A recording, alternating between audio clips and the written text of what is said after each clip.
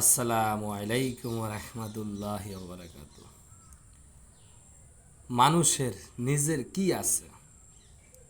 জন্ম অন্য কেউ দিয়েছে, নাম অন্য কেউ রেখেছে, লেখাপড়া অন্য কেউ শিখাইছে, কর্ম অন্য কেউ শিখাইছে, সম্মান অন্যরা দিয়েছে, বড় হওয়ার জন্য অন্য কেউ পরিশ্রম করছে এবং মৃত্যুর পর গোসল অন্যরা দিয়েছে।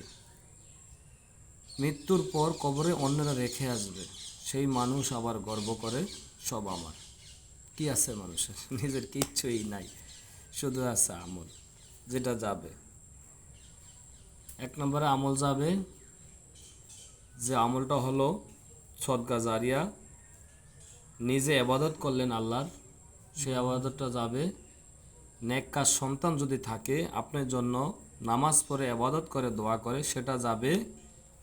আর যদি কল, রাস্তাঘাট, একজনকে একটা ঘর বানিয়ে দেন, কিংবা একজনকে অসহায়, যে বুঝছেন সে অসহায় হিসাবে তাকে দান করেন, তাহলে সেটাই আপনার কিয়ামত পর্যন্ত কবরে পৌঁছাবে। অন্যথায় আপনার নিজের কিছুই নেই, তবুও লোকেরা গর্ব করে সব আমার। দুই দিনকার দুনিয়ায় যদি এত গর্ব করে না, সারা জীবন যে কিয়ামতের মাঠে থাকবেন, কবরে থাকবেন, কিয়ামতের মাঠে মৃত্যুর পরে 1,20,000 বছরের রাস্তা, মৃত্যুর পর কিয়ামতের মাঠ পর্যন্ত, বিচার দিন পর্যন্ত 1,20,000 বছরের রাস্তা। সেখানে যে আজীবন থাকবেন সেটা নিয়ে আপনার কোনো চিন্তা আছে? নাই। তাই বলছি ভাই, ইবাদত করেন, নামাজ পড়েন।